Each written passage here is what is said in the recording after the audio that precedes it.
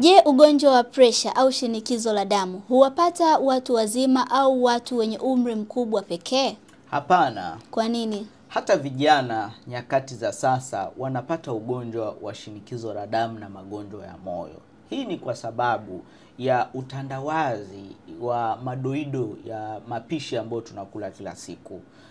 Sasa hivi hatuli viazi vilivyochemshwa, tunakula viazi vilivyokaangwa. Hatuli miogo iliyochemshwa, tunakula miogo iliyokaangwa. Hatuli kuku waliochemshwa na kuchomwa, tunakula kuku waliokaangwa. Kwa hiyo madoido ya upishi ambao wengi tunayafurahia hatujui maafa yake. Sasa hivi hatuli matunda kama yalivyo, tunakula matunda juisi. Sasa hivi hatuli vyakula katika mlo mmoja au kwa kusikia njaa tunakula milo 6 na zaidi. Yaani tunashinda tunakula muda wote.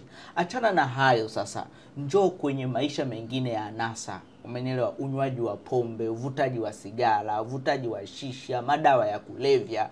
Achana na hivyo, tuna vinywaji ambavyo siku zote vimekuwa burudani kwetu. Carbonated drinks. Bado utatembea utapita na energy drink, utapita na soda, utapita na yani anasa za kila aina.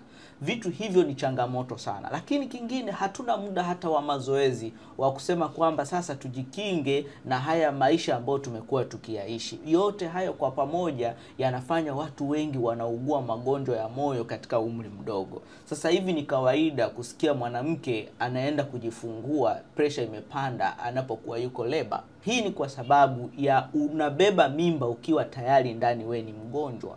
Kwa hiyo unaitwa wewe una mimba hauna ugonjwa, lakini umebeba mimba tayari ugonjwa wa kisukari, tayari ugonjwa wa moyo umeshajipandikiza kwenye mwili wako. Sasa hivi ugonjwa wa shinikizo la damu hauna tabaka. Wote wanapata na ugonjwa wa shinikizo la damu na magonjwa ya moyo kutokana na mfumo wa maisha. Nimekuwa nikihudumia wagonjwa walioathirika na mfumo wa vyakula kwa miaka 8 sasa hivi. Nikwambie siri moja.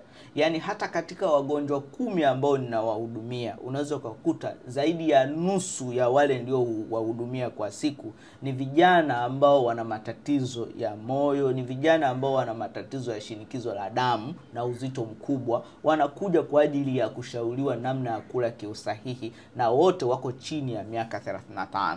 Kwa hiyo taifa hili sasa hivi linaumwa na huko tunakoenda tutaendelea kuumwa zaidi endapo tusipobadilika sasa. Kwa hiyo natoa tu wito kwamba vijana tunatakiwa turudi sasa kwenye mwamko wa kuangalia kwa jicho pevu mfumo wetu wa maisha, vyakula tunavyokula, mfumo wetu wa maisha, jinsi ambavyo tunaishi kila siku na familia.